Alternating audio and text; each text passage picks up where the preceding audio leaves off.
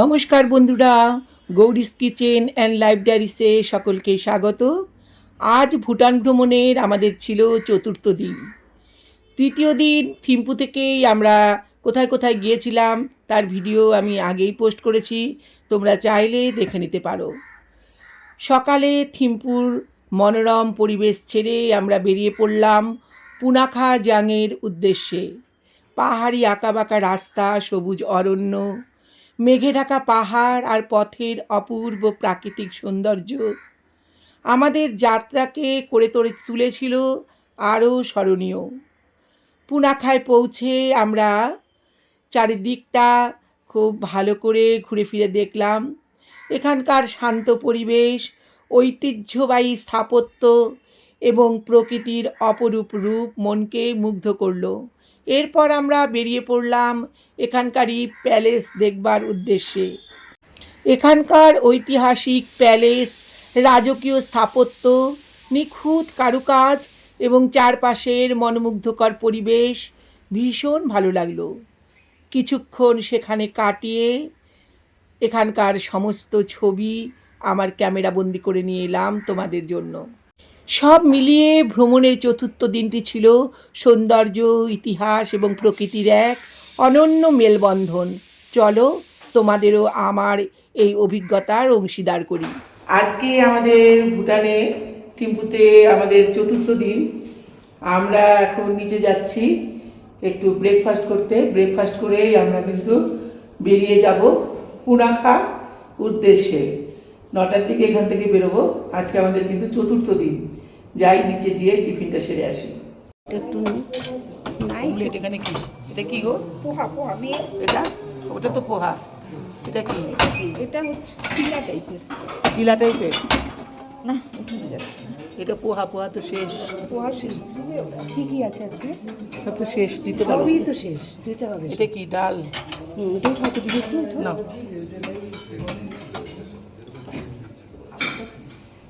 মুগ ডাল, যেটা গোটা মুগ ডাল তরকা।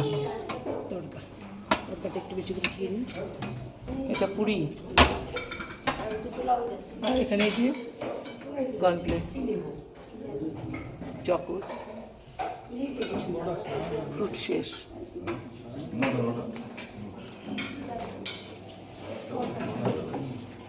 এই যে আজকের চতুর্থ দিনের সকালের ব্রেকফাস্ট সাজিয়ে নিয়ে বসে গেছি। ওই যে দূরে ওখানে বসেছে আমাদের সমস্ত যারা আমার ফ্রেন্ডরা আছে, সবাই বসেছে। ব্রেকফাস্ট সেরেই কিন্তু আমরা এখন বেরিয়ে যাব পুনাখার উদ্দেশ্যে। এই আজকে পুনাখা ছাড়া আর কোথায় গো?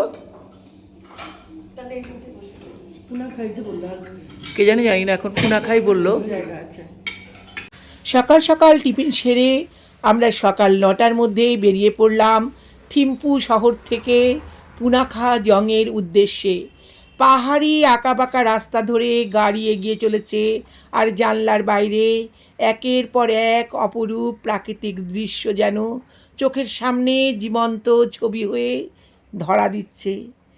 যতই এগিয়ে চলেছি ততই প্রকৃতির সৌন্দর্য যেন নতুন নতুন রূপে আমাদের স্বাগত জানাচ্ছে।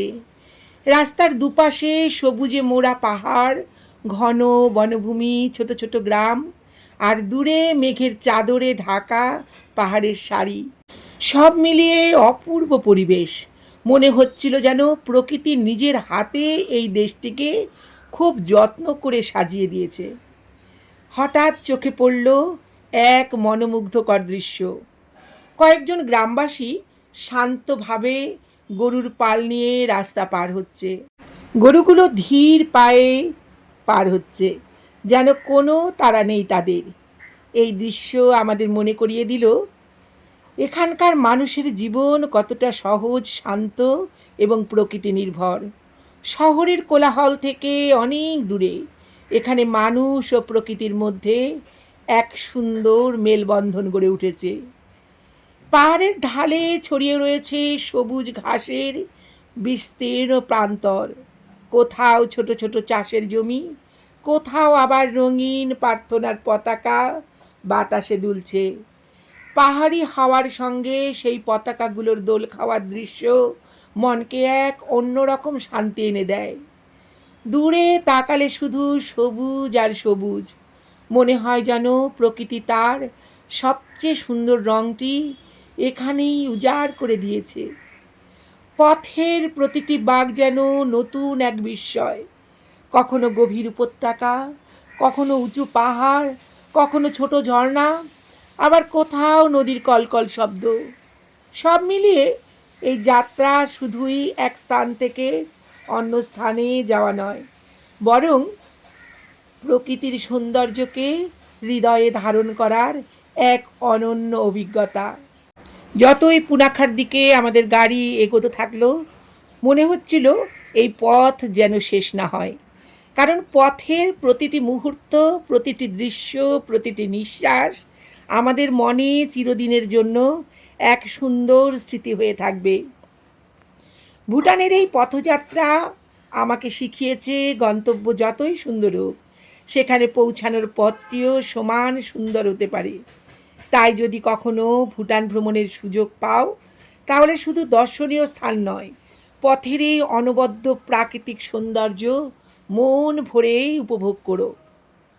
এই এলাকাটা পার করবার সময় অজস্র ঝাউ গাছ চোখে পড়বে, মনে হবে যেন তোমরা সিমলাতে পৌঁছে গেছো। এই সৌন্দর্য উপভোগ করতে করতে আমাদের গাড়ি একসময় পৌঁছে গেল পুনাখা জাংয়ের দোরগোড়াতে। দোচুলা পাশে এই পুনাখা অবস্থিত। পুনাখা সমুদ্রপৃষ্ঠ থেকে প্রায় 3100 মিটার উচ্চতায় অবস্থিত। এই স্থানটি ভুটানের অন্যতম সুন্দর ভিউ পয়েন্ট। এখানে দাঁড়িয়ে চারিদিকে তাকালে মনে হয় যেন প্রকৃতি নিজের হাতে এক অপরূপ ক্যানভাস এঁকেছে। দোচুলা পাশে পৌঁছেই প্রথম যে জিনিসটি সবার নজর কেড়ে নেয় তা হলো পাহাড়ের ঢালে সারিবদ্ধভাবে দাঁড়িয়ে থাকা 108টি স্তূপ, যেগুলো দ্রুক ওয়াংআল চোরতেন নামে পরিচিত। সাদা রঙের এই স্তূপগুলোর ওপর লাল ও সোনালি অলঙ্করণ ভুটানের ঐতিহ্যকে আরও উজ্জ্বল করে তুলেছে। এই 108টি স্তূপ নির্মাণ করেছিলেন ভুটানের রানীমাতা আশিদর্জি ওয়াংমো ওয়াংচুক। এগুলো নির্মাণের উদ্দেশ্য ছিল দেশের শান্তি, সমৃদ্ধি এবং দেশের জন্য আত্মত্যাগ করা বীর সেনাদের স্মরণ করা। ভুটানের মানুষের কাছে এই স্থানটি শুধু একটি পর্যটন কেন্দ্র নয়, এটি গভীর শ্রদ্ধা, প্রার্থনা ও আধ্যাত্মিকতার প্রতীক। হয়তো তোমরা ভাবছো 108 সংখ্যাটি এত গুরুত্বপূর্ণ কেন? বৌদ্ধ ধর্মে 108 একটি অত্যন্ত পবিত্র সংখ্যা। প্রার্থনার মালায় 108টি দানা থাকে এবং এই সংখ্যা মানুষের অজ্ঞতা, লোভ, ক্রোধ এবং বিভিন্ন মানসিক বন্ধন থেকে মুক্তির প্রতীক হিসেবে বিবেচিত হয়। তাই এই 108টি স্তূপ শুধু স্থাপত্য নয়, এর সঙ্গে জড়িয়ে রয়েছে গভীর ধর্মীয় তাৎপর্য। এখানকার পরিবেশ সত্যি অসাধারণ। ঠান্ডা পাহাড়ি বাতাস, চারদিকে পাইন ও রডোডেন্ড্রনের বন, আর নীল আকাশের নিচে সাদা স্তূপগুলো সারি সারি দাঁড়িয়ে রয়েছে। সব মিলিয়ে এক অপূর্ব দৃশ্য। ভাগ্য ভালো থাকলে এখান থেকে পরিষ্কার আবহাওয়ায় ভুটানের পূর্ব হিমালয়ের তুষার ঢাকা বহু শৃঙ্গকেও দেখা যায়। সেই দৃশ্য ভাষায় প্রকাশ করা বড় কঠিন। তবে আমরা এদিন যখন এখানে গিয়েছিলাম, এদিন কিন্তু চারিদিক ছিল কুয়াশায় আবৃত, তাই আমাদের সেই সৌভাগ্য হয়ে ওঠেনি। দোচুলা পাসের আরেকটি গুরুত্বপূর্ণ আকর্ষণ হলো দ্রুক ওয়াংআল লাখান। এটি একটি সুন্দর বৌদ্ধ মন্দির, যেখানে ভুটানের ইতিহাস, রাজপরিবার এবং দেশের ঐতিহ্যকে ফুটিয়ে তোলা হয়েছে অসাধারণ চিত্রকর্মের মাধ্যমে। বাইরে যেমন প্রাকৃতিক সৌন্দর্য, ভেতরে তেমনি রয়েছে শিল্প ও আধ্যাত্মিকতার এক অনন্য সমন্বয়। এখানে দাঁড়িয়ে তোমরা শুধু প্রকৃতির সৌন্দর্যই উপভোগ করবে না, অনুভব করবে এক গভীর শান্তি। অনেক পর্যটক কিছুক্ষণ নীরবে বসে পাহাড়ের দিকে তাকিয়ে থাকেন। ঠান্ডা বাতাস, প্রার্থনার পতাকার মৃদু দোল আর চারপাশের নীরবতা মনকে এক অনাবিল প্রশান্তিতে ভরিয়ে দেয়। দোচুলা পাশে বছরের বিভিন্ন সময়ে প্রকৃতির রূপ বদলে যায়। বসন্তকালে চারপাশ রঙিন ফুলে ভরে ওঠে, বর্ষায় পাহাড় মেঘে ঢেকে যায়, শীতে কখনো কখনো তুষারপাত হয়। তাই যেই ঋতুতেই তোমরা আসো না কেন, এই জায়গাটা তোমাদের এক নতুন সৌন্দর্যের সঙ্গে পরিচয় করিয়ে দেবে। এখানে আমরা বেশ খানিকক্ষণ সময় কাটালাম। 108টি স্তূপ ঘুরে দেখলাম, ছবি তুললাম এবং এই মনোমুগ্ধকর পরিবেশ হৃদয়ে ধারণ করে সেখান থেকে ফিরে এলাম। সত্যি মনে হচ্ছিল সময় যেন একটু থেমে যাক। এমন নির্মল, পবিত্র, শান্ত পরিবেশ জীবনে খুব কমই দেখেছি। তোমরা যদি কখনো ভুটান ভ্রমণে আসো, তাহলে থিম্পু থেকে পুনাখা যাওয়ার পথে এখানে অবশ্যই কিছুক্ষণ সময় কাটিয়ে যাবে। শুধু কিন্তু ছবি তোলার জন্য নয়, প্রকৃতিকে অনুভব করার জন্য, ইতিহাসকে জানার জন্য এবং নিজের মনকে একটু শান্ত করার জন্য। এই জায়গাটি কিন্তু সত্যি অসাধারণ। আশা করি এখানকার পরিবেশ তোমাদের অবশ্যই ভালো লাগবে। ভুটানের থিম্পুতে এলে অবশ্যই তোমরা পুনাখাতে একবার হলেও ভিজিট করো। আমাদের তো ভীষণই ভালো লেগেছে। ভুটানের প্রতিটি পথ, প্রতিটি পাহাড়, প্রতিটি দর্শনীয় স্থান এক একটি নতুন গল্প, নতুন অভিজ্ঞতা এবং নতুন সৌন্দর্যের কথা বলে। এটা কিন্তু পুনাখাজাংয়ের ঠিক পেছন দিকটাও দেখো কত সুন্দর পরিবেশ। এখানকার পরিবেশ দেখলেই কিন্তু ভীষণই ভালো লাগে, যেন মনে হয় প্রকৃতি কথা বলছে। বেশ খানিকক্ষণ সময় এখানে কিন্তু থাকতে ভালোই লাগে। আমরা এবার এখান থেকে আমাদের ফেরার পালা, তাই আমাদের ডাকাডাকি করছিল ড্রাইভার ভাই এবং আমাদের যে গাইড ছিল উনিও ডাকাডাকি শুরু করলেন। তাই আমরা ওখান থেকে বেরিয়ে এলাম। এরপর আমাদের গন্তব্য হলো ভুটানের বিখ্যাত দুটো নদী, পচু নদী এবং মোচু নদী দেখে সেখান থেকে পুনাখাতে রয়েছে একটি প্যালেস, যেখানে পূর্বে রাজারা বসবাস করত।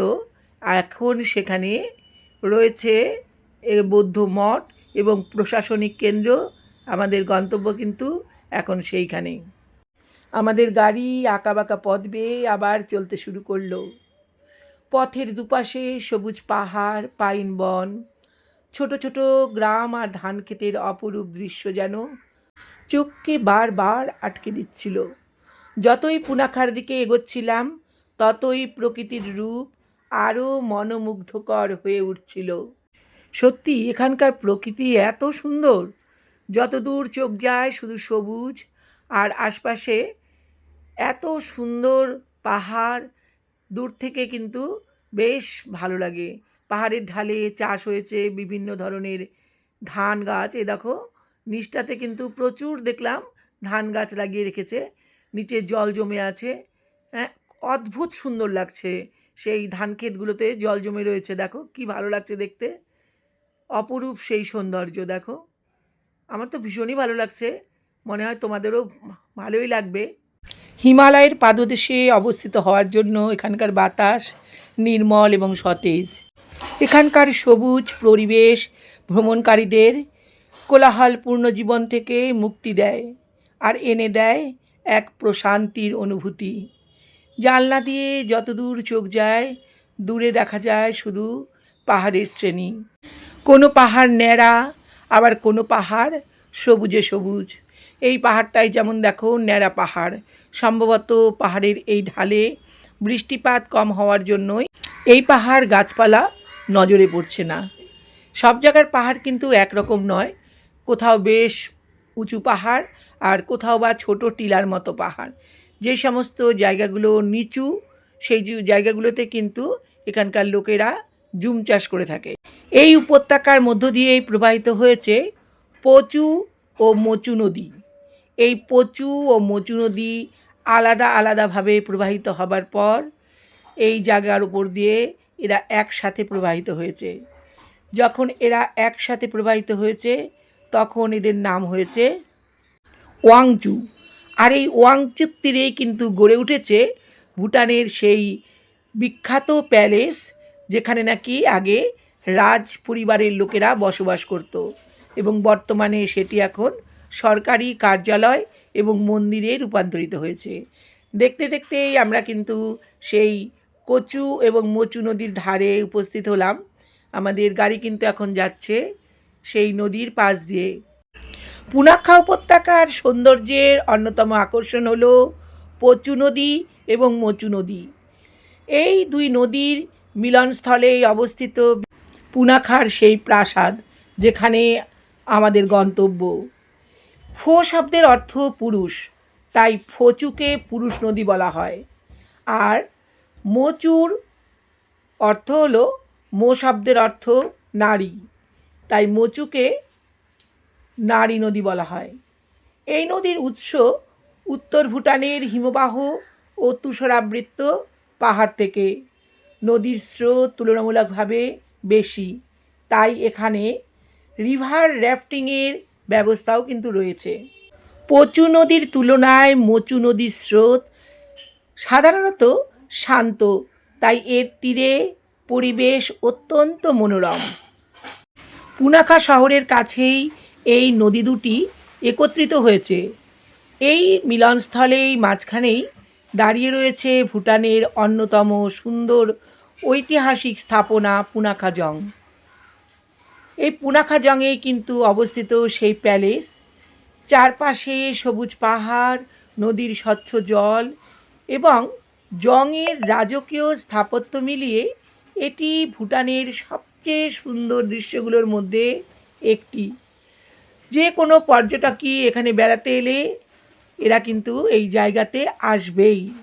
এর সৌন্দর্য সত্যি অবর্ণনীয়। শীতকালে নদীর জল সাধারণত স্বচ্ছ নীলাভ রঙের হয়, আর বর্ষাকালে হিমবাহ গলার জল বৃষ্টির কারণে নদীর স্রোত যায় বেড়ে। এই দুই নদী শুধু পুনাখা উপত্যকার সৌন্দর্যই বাড়ায় না, কৃষিকাজ, সেচ এবং স্থানীয় মানুষের জীবন ও জীবিকায় অত্যন্ত গুরুত্বপূর্ণ ভূমিকা রাখে। এই নদীগুলো কিন্তু মোটামুটি দেখলাম যে রাস্তা থেকে খুব একটা নিচ দিয়ে কিন্তু প্রবাহিত হচ্ছে না। এই যে এর বেড কিন্তু বেশ অনেকটা উঁচুতে। আমরা বর্ষাকালে গেছি এই জুন মাসে, তখনই কিন্তু দেখছি জলস্তর কিন্তু বেশ অনেকটা উঁচুতে। ড্রাইভারকে জিজ্ঞেস করলাম যে কোনো সময় কি এই নদীর জলস্তর ফুলে ফেঁপে আপনাদের লোকালয় প্লাবিত করে কি না? বললো হ্যাঁ, কোনো সময় হয় সেটা। এই পচু নদী আর মচু নদী কিন্তু যেখানে এসে মিলিত হয়েছে একসাথে, সেই জায়গায় কিন্তু ঠিক বোঝা যাচ্ছে যে দুটো নদী পাশাপাশি যখন বয়ে গেছে, দুটো নদীর জলের রং কিন্তু একদম আলাদা আলাদা। মাঝখানে বেশ একটা রেখা মতন একদম পরিষ্কার বোঝা যাচ্ছে। আমাদের গাড়ি যাবার সময় যদিও সেই নদীর ধারে ওই জায়গাতে দাঁড়ায়নি, ফেরবার সময় কিন্তু আমাদের গাড়ি সেই জায়গায় দাঁড়িয়েছিল এবং আমরা সেখানে নেমে সেই জলধারাকে পর্যবেক্ষণ করেছি।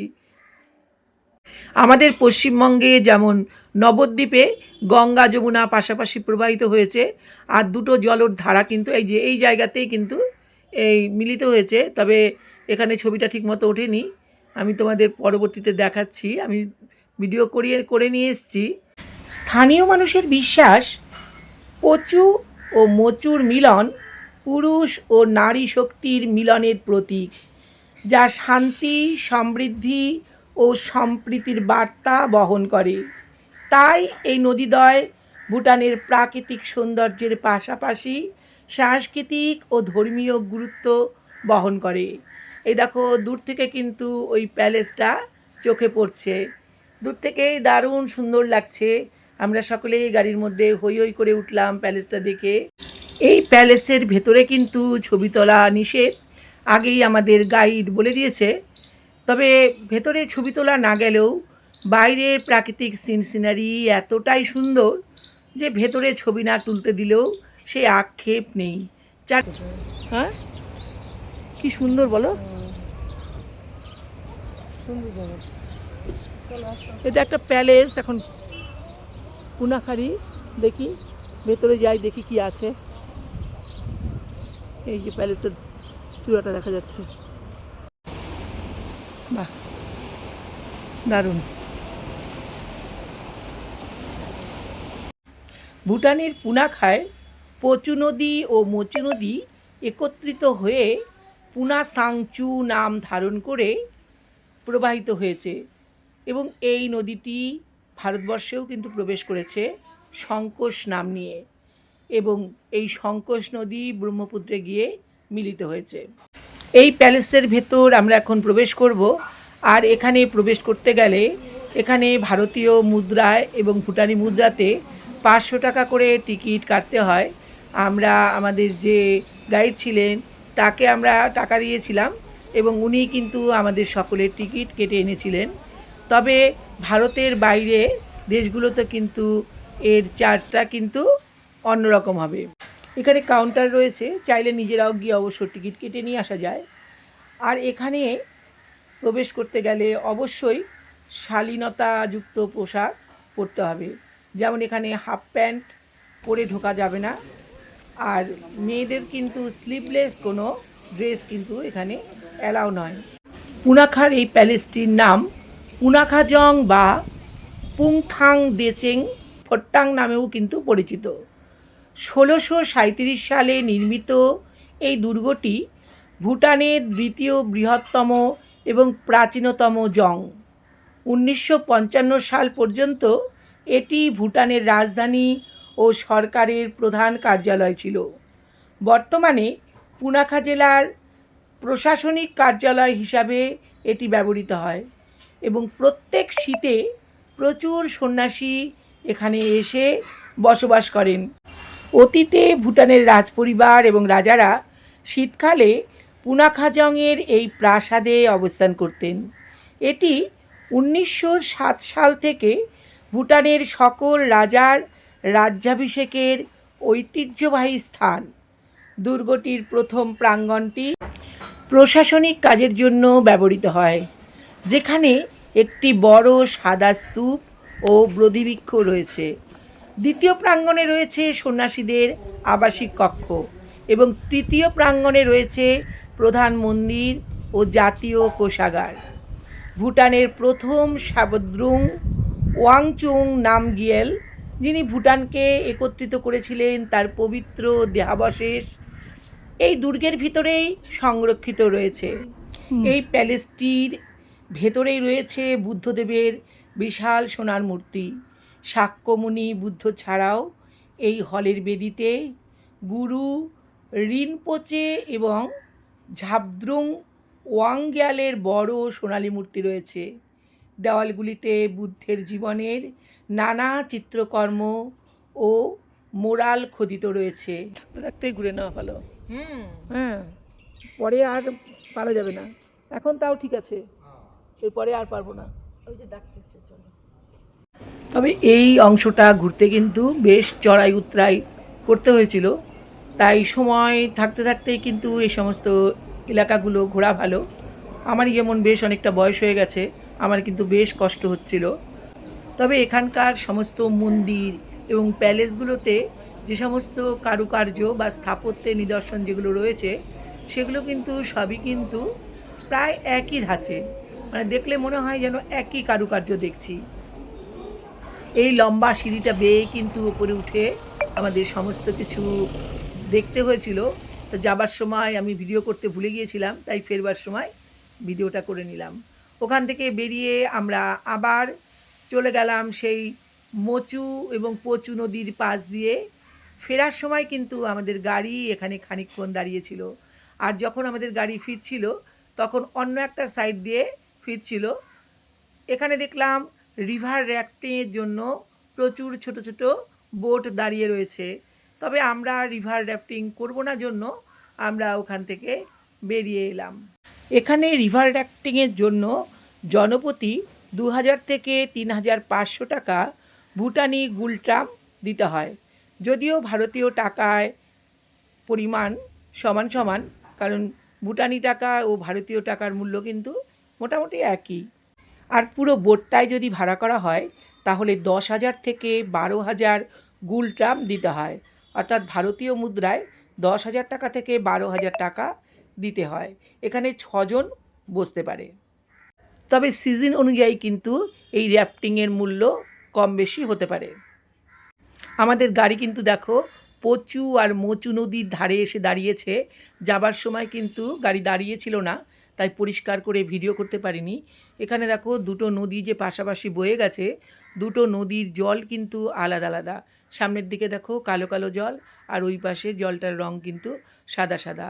এখানে দাঁড়িয়ে আমরা কিছুক্ষণ এই নদীর শোভা দেখলাম, এবং দেখো দূরের পাহাড়গুলো কি সুন্দর, ভীষণই সুন্দর লাগছিল। খুব বেশিক্ষণ আমরা এখানে দাঁড়াইনি, 5-7 মিনিট দাঁড়িয়ে এখানে একটু ফটো তুলে প্রকৃতিকে মন ভরে দেখে আবার আমরা রওনা দিলাম। এবার আমাদের গন্তব্য হলো হোটেল। সেখানে গিয়ে আমরা খাওয়া দাওয়া সেরে এবার চলে যাব হচ্ছে মার্কেটে, সেখানে একটু কেনাকাটি করে তারপর আমাদের হোটেল ফেরা। ভুটান এসে আমরা বিভিন্ন রকম জায়গাতে খাওয়া দাওয়া করলাম, কিন্তু আমাদের কিন্তু খাওয়া দাওয়ার কোনো সমস্যা হয়নি। অনেকেই বলে যে ভুটানের খাবার দাবার ভালো নয়, কিন্তু আমরা যে দুটো হোটেলে থাকলাম, দুটো হোটেলের খাওয়া দাওয়ার মান কিন্তু বেশ ভালো ছিল। আর এই হোটেলে কিন্তু আমাদেরকে মাছ দিয়েছিল। আজকে এই হোটেলে আমাদের দুপুরের লাঞ্চ হবে। আজকে দুপুরের লাঞ্চ এটা কি গো, লাল লাল চাল কি বলে বললা?